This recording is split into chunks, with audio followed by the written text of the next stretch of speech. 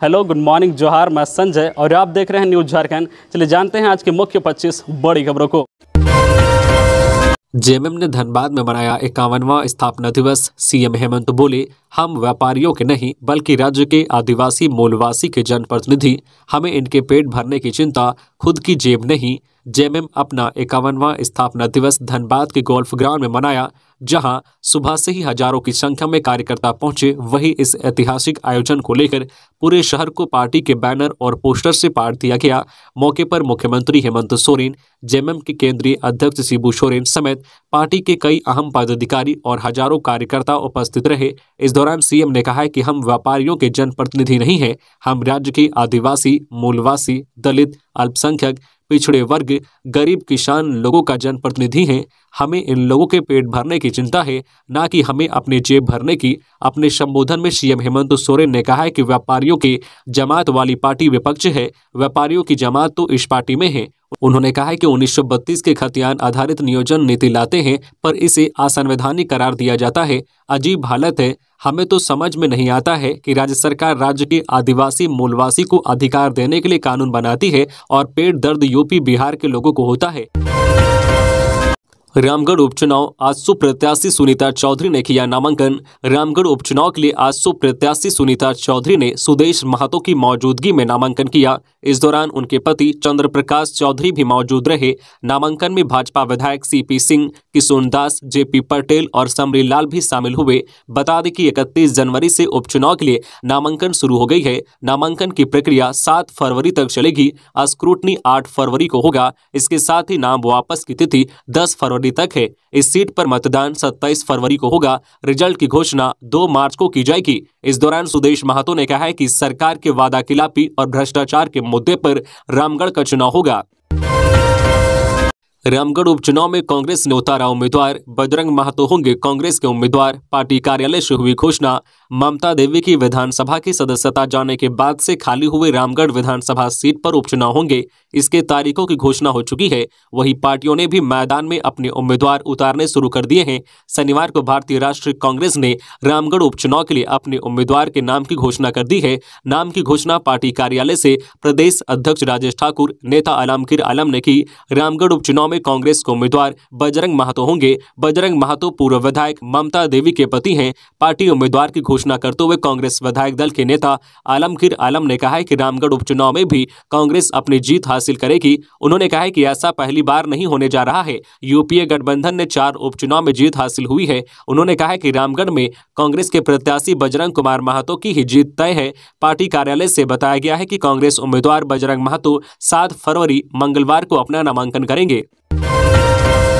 जमानत की अवधि खत्म, फिर जेल गई पूजा सिंघल। मनी लॉन्ड्रिंग मामले के आरोपी पूजा सिंघल को सुप्रीम कोर्ट से 1 महीने की अंतरिम जमानत मिली थी। 3 फरवरी को उस जमानत की अवधि पूरी हो गई। इसलिए निलंबित आईएएस पूजा सिंघल ने फिर से कोर्ट में सरेंडर कर दिया। बता दें कि 3 जनवरी को ही सुप्रीम कोर्ट की तरफ से पूजा सिंघल को बड़ी राहत दी गई थी। करीब 8 माह के बाद वह जेल से बाहर आई थी। पूजा सिंघल को उनकी बेटी के मेडिकल ग्राउंड पर यह 1 माह की जमानत मिली थी, ताकि वह अपनी बेटी के स्वास्थ्य का ख्याल रख सके। जमानत की अवधि के दौरान उनको रांची आने की मनाही थी। अब फिर से उन्होंने ईडी के विशेष न्यायालय में सरेंडर कर दिया है। बता दें कि पूजा सिंघल को 11 मई को गिरफ्तार किया गया था। 6 मई को उनके 25 ठिकानों पर एक साथ ईडी ने ताबड़तोड़ छापेमारी की थी। उस दिन उनके सीए के आवास से 19 करोड़ 31 लाख रुपए कैश बरामद हुए थे। खबरों में आगे बढ़ने से पहले आपसे रिक्वेस्ट है कि अगर आप चैनल को सब्सक्राइब नहीं किए हैं तो प्लीज चैनल को सब्सक्राइब करके बेल आइकन प्रेस कर दे, जिससे आपको झारखंड की हर छोटी बड़ी खबर का अपडेट आप तक पहुंचता रहे। चलिए बढ़ते हैं खबरों की ओर। देवघर में अमित शाह बोले, हेमंत सरकार सबसे भ्रष्ट। रैली में कहा, झारखंड में घुसपैठिए बढ़ गए हैं। आदिवासी 35% से 24% हो गए। केंद्रीय गृह मंत्री एवं सहकारिता मंत्री अमित शाह शनिवार को 2 दिवसीय दौरे पर झारखंड के देवघर पहुंचे। उन्होंने पत्नी के साथ बाबा वैद्यनाथ की पूजा अर्चना की। फिर 450 करोड़ रुपए की लागत वाले इफ्को के नैनो फर्टिलाइजर प्लांट का उद्घाटन किया। शाह ने जसीडी के इफ्को ग्राउंड में विजय संकल्प रैली को संबोधित किया। रैली में शाह ने कहा है कि झारखंड में वोट बैंक की राजनीति हो रही है। राज्य में घुसपैठियों की संख्या बढ़ गई है। आदिवासियों की संख्या 35% से 24% रह गई है। उन्होंने हेमंत सोरेन को चुनौती देते हुए कहा कि वे चुनाव मैदान में आकर 2-2 हाथ कर ले। राज्य की जनता उन्हें सरकार से हटाने के लिए तैयार बैठी है। अमित शाह ने कहा है कि वोट बैंक के चक्कर में झारखंड में घुसपैठिए घुसते जा रहे हैं, ये आदिवासियों की जमीनें हथिया रहे हैं, घुसपैठिए राज्य की बच्चियों पर अत्याचार कर रहे हैं और सीएम हेमंत बाबू मुस्कुराकर यह सब देख रहे हैं। संताल परगना में आदिवासियों की संख्या कम हो रही है। बदल सकता है मौसम का मिजाज, जाने कब तक ठंड से राहत मिलने की उम्मीद। कल शनिवार सुबह भी सर्द हवाओं का आना जाना लगा रहा, इस कारण ठंड का अनुभव भी किया गया। हालांकि जैसे जैसे दिन चढ़ता गया वैसे गर्मी का अनुभव होता गया, लेकिन अभी 2 दिनों तक सर्दी यूं ही बरकरार रहेगी। मौसम विभाग पूर्वानुमान के अनुसार 3 दिनों के बाद ही न्यूनतम तापमान में बदलाव होंगे। इसके बाद मौसम सामान्य की ओर बढ़ने लगेगा।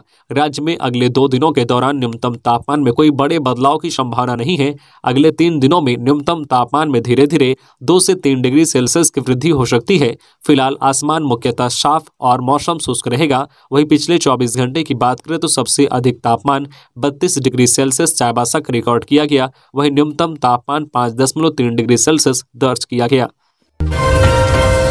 रामगढ़ विधानसभा उपचुनाव को लेकर वाहनों की सघन जांच की जा रही है। इसी के तहत शनिवार को चुट्टूपालू में विशेष जांच दस्ता ने 6 लाख रुपए जब्त किया है।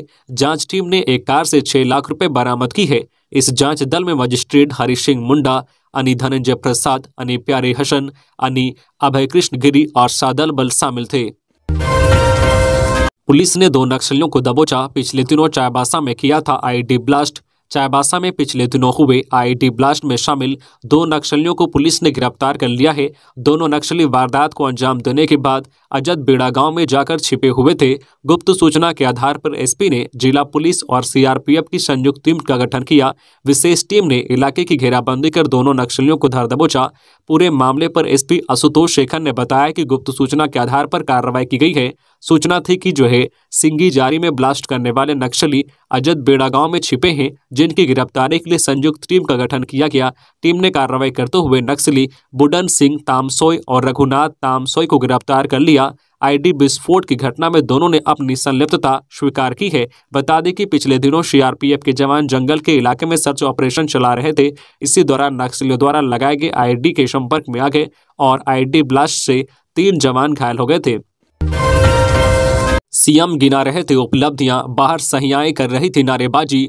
झारखंड स्थापना दिवस समारोह में जहां एक और धनबाद के गोल्फ ग्राउंड के भीतर बने मंच से मुख्यमंत्री हेमंत सोरेन जब राज्य सरकार की उपलब्धियां गिना रहे थे तो बाहर सड़कों पर सहियाएं नारा लगा रही थी कि हेमंत सरकार के राज्य में सहियाएं भूखे मरती है। झारखंड प्रदेश स्वास्थ्य सहिया संघ के बैनर तले सहिया के प्रदर्शन को अधिकारी व पुलिस बल अंदर जाने से रोकने में लगे रहे, जबकि उनकी नारेबाजी से सभा स्थल गूंजता रहा। इससे पहले सहियाओं को समारोह स्थल से जबरन बाहर निकाला गया था। इस कार्रवाई से आक्रोशित सहियाओं ने हेमंत सरकार के विरोध में जमकर भड़ास निकाली। उन्होंने कहा है कि सहिया को राज्यकर्मी घोषित कर मासिक प्रोत्साहन राशि 2000 रुपए के स्थान पर 18,000 रुपए किया जाए। सहिया को ईपीएफ तथा पेंशन के दायरे में लाए जाए। एक ठोस सहिया नियमावली विधानसभा से पारित किया जाए। कोविड से लेकर अभी तक बकाया राशि का अविलंब भुगतान किया जाए। सहिया को अनुकंपा का लाभ दिया जाए तथा आकस्मिक मृत्यु होने पर सरकारी मुआवजा दिया जाए। बता दें कि अपनी मांगों को लेकर सहिया विगत 16 जनवरी से आंदोलनरत हैं। 14 फरवरी को सीएम की खतियानी जोहार यात्रा, तैयारियों को लेकर बैठक का आयोजन। आगामी 14 फरवरी को मुख्यमंत्री हेमंत सोरेन की लातेहार में खतियानी जोहार यात्रा है। यात्रा की सफलता और तैयारियों की समीक्षा को लेकर प्रखंड अध्यक्ष की अध्यक्षता में बैठक का आयोजन किया गया। बैठक में बतौर मुख्य अतिथि जिला अध्यक्ष मोतीलाल शाहदेव शामिल हुए। मोतीलाल शाहदेव ने कहा कि यह एक ऐतिहासिक यात्रा होगी, इसकी तैयारियों में कोई कसर नहीं छोड़ेंगे। झारखंड की यूपीए सरकार ने झारखंड और यहाँ के लोगों के लिए कई ऐसे बड़े निर्णय लिए हैं जिससे भाजपा एवं अन्य विपक्षी दल घबरा गए हैं। जिला अध्यक्ष ने कार्यकर्ताओं से कहा है कि प्रखंड के हर पंचायत एवं गांव में खतियानी जोहार यात्रा को लेकर जनसंपर्क अभियान चलाएं। रांची के सभी बड़े भवनों में फायर सेफ्टी नियम का कराया जाएगा पालन, टास्क फोर्स होगी गठित। धनबाद के एक अपार्टमेंट में लगी आग से 1 दर्जन से अधिक लोगों की जलकर मौत हो गई थी। इस मामले में हाईकोर्ट ने भी स्वतः संज्ञान लिया है। ऐसे में अब जाकर रांची जिला प्रशासन की नींद खुली है। अग्नि सुरक्षा मानकों का अब सभी भवनों में पालन होगा। इसमें पूरी कड़ाई बरती जाएगी ताकि लोगों की जान माल की सुरक्षा हो सके। दरअसल शनिवार को डीसी राहुल सिन्हा ने समाहरणालय स्थित अपने कार्यालय कक्ष में अग्नि सुरक्षा से संबंधित समीक्षा बैठक की। कोर्ट फीस बढ़ोतरी पर आशा लकड़ा ने जताई आपत्ति, सरकार से फिर विचार का आग्रह। कोर्ट फीस में हुई वृद्धि को लेकर भाजपा के राष्ट्रीय मंत्री शाह, रांची के मेयर डॉक्टर आशा लकड़ा आपत्ति जताई है। उन्होंने कहा है कि राज्य सरकार ऐसी स्थिति बना देना चाहती है कि भविष्य में कभी कोई आदिवासी कोर्ट तक ना जा सके। आदिवासी अपने खिलाफ हो रहे अत्याचार को बस सहन करते रहे। पहले ही काफी कम संख्या में आदिवासी अदालत तक जाते हैं। कोर्ट फीस वृद्धि होने से अब और कम लोग जाने लगेंगे। गरीब, अशिक्षित आदिवासी अदालत जाने के लिए नहीं सोच पाएंगे। खासकर जमीन मामलों को लेकर कोर्ट फीस में की गई वृद्धि के कारण सबसे अधिक जिला कोर्ट प्रभावित होगा। आदिवासी कोर्ट में अपील नहीं कर पाएंगे। बिल्डर आदिवासियों की जमीन पर कब्जा कर रहे हैं। ऐसी हालत में पीड़ित आदिवासी न्याय के लिए किसके पास जाएगा? यदि कोर्ट ने संबंधित अपील को सुनवाई योग्य नहीं माना तो जमा की गई कोर्ट फीस यूं ही व्यर्थ हो जाएगी। इसलिए सरकार से आग्रह है कि कोर्ट फीस में की गई वृद्धि के फैसले पर विचार किया जाए ताकि गरीब शोषित आदिवासी अपने अधिकार के लिए कोर्ट तक जाने की हिम्मत कर सके। नगर निगम कर्मचारियों की 3 दिनों से चली आ रही हड़ताल स्थगित। रांची नगर निगम के कर्मियों की हड़ताल शनिवार को स्थगित हो गई। इसकी घोषणा रांची नगर निगम कर्मचारी संघ की ओर से की गई। अपर नगर आयुक्त ने उनकी मांगों को लेकर संघ के प्रतिनिधि को बैठक के लिए बुलाया था, जिसमें संघ के अध्यक्ष नरेश राम के नेतृत्व में एक प्रतिनिधिमंडल ने अपर नगर आयुक्त के साथ बैठक की।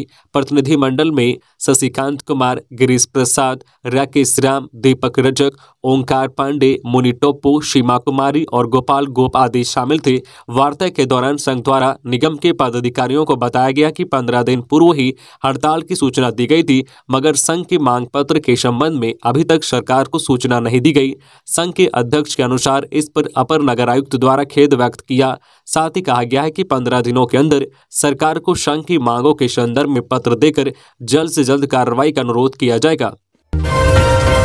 दिन दहाड़े कार में लगी आग, फायर ब्रिगेड की गाड़ी पहुंचने से पहले ही गाड़ी जलकर हुई खाक। पुलिस पूरे मामले की कर रही है जांच। बड़ी खबर जमशेदपुर से, जहां कदमा थाना क्षेत्र के भाटिया पार्क के पास एक कार को असामाजिक तत्वों ने आग लगा दी। आग लगने के बाद कार धू धू कर जल गई। गनीमत ये रही कि आग लगने के दौरान कार में कोई बैठा नहीं था। बताया जा रहा है कि शनिवार को कदमा थाना अंतर्गत भाटिया पार्क के समीप अज्ञात बदमाशों ने कार में आग लगा दी। दिन दहाड़े गाड़ी में आग लगाए जाने के बाद पूरे इलाके में दहशत व्याप्त है। भगवान का लाख लाख शुक्र है कि गाड़ी का चालक मौका रहते फरार हो गया, नहीं तो कोई बड़ी दुर्घटना घट सकती थी। फिलहाल घटना की खबर मिलते ही मौके पर पुलिस पहुंची और पूरे मामले की जांच शुरू कर दी है। हालांकि जब तक फायर ब्रिगेड की गाड़ी पहुंचती तब तक कार जलकर खाक हो गई थी। सूत्रों की माने तो आपसी रंजिश के कारण एक व्यक्ति को जिंदा जलाने की कोशिश में कार में आग लगाई गई।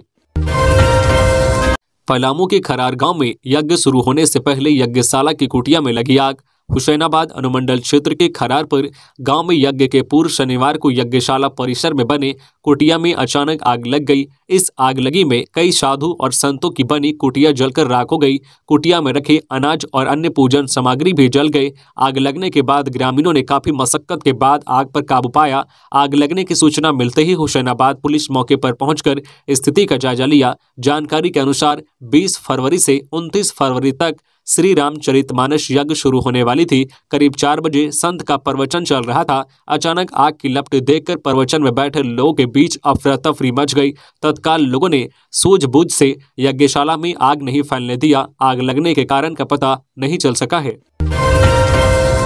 चतरा में बाइक और स्कूटी की जोरदार टक्कर, मौके पर छात्रा की मौत, परिवार में पसरा मातम। झारखंड के चतरा जिले में दर्दनाक सड़क हादसा हो गया। यहां चतरा डोभी मुख्य पथ पर स्थित डीडीसी स्कूल के समीप शनिवार को बाइक और स्कूटी की टक्कर में एक छात्रा की मौत हो गई, जबकि बाइक सवार युवक घायल हो गया, जिसे बेहतर इलाज के लिए हजारीबाग मेडिकल कॉलेज रेफर कर दिया गया है। मृतका सदर थाना क्षेत्र के सिकित गांव निवासी सह शिक्षक वीरेंद्र पांडे की 18 वर्षीय पुत्री साक्षी कुमारी थी। जानकारी के मुताबिक साक्षी नाजरेत विद्या निकेतन की छात्रा थी। अपने छोटे भाई को स्कूल से वापस घर लाने के लिए स्कूटी से स्कूल जा रही थी। इसी बीच डीडीसी आवास के समीप विपरीत दिशा से तेज गति से आ रही बाइक से सीधी टक्कर हो गई और घटनास्थल पर ही छात्रा साक्षी की मौत हो गई, जिसकी पुष्टि सदर अस्पताल में ड्यूटी पर तैनात चिकित्सक ने की। देश की सबसे बड़ी हेलीकॉप्टर फैक्ट्री कर्नाटक में तैयार, 6 फरवरी को पीएम करेंगे उद्घाटन। कर्नाटक के तुमकुरू में देश की सबसे बड़ी हेलीकॉप्टर फैक्ट्री बनकर तैयार हो गई है। इस फैक्ट्री का निर्माण हिंदुस्तान एरोनॉटिक्स लिमिटेड के द्वारा किया गया है। प्रधानमंत्री मोदी 6 फरवरी को कर्नाटक में इसका उद्घाटन करेंगे।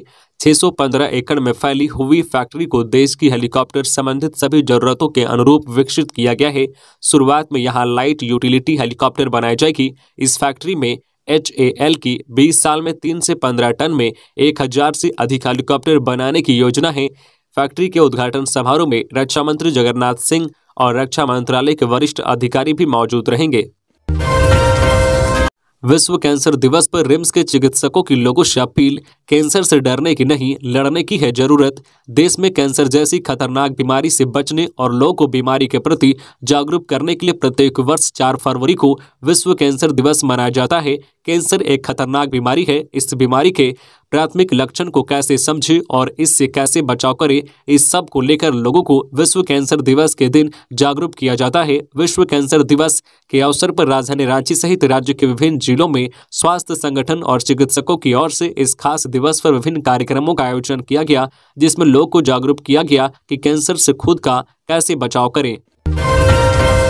अडानी मामले में 6 फरवरी को रांची में धरना प्रदर्शन करेंगे कांग्रेसी। केंद्र सरकार से मामले में निष्पक्ष जांच की मांग। अडानी समूह को लेकर हिंडनबर्ग की रिपोर्ट के बाद गरमाई देश की राजनीति के बीच कांग्रेसी ने LIC और SBI के कार्यालय के समक्ष 6 फरवरी को धरना प्रदर्शन करने की घोषणा की है। शनिवार को रांची में कांग्रेस के प्रदेश कार्यालय में संवाददाता सम्मेलन में झारखंड में कार्यक्रम की घोषणा की गई। इस दौरान झारखंड प्रदेश कांग्रेस कमेटी के अध्यक्ष राजेश ठाकुर और कांग्रेस विधायक दल के नेता आलमगीर आलम ने संबोधित किया।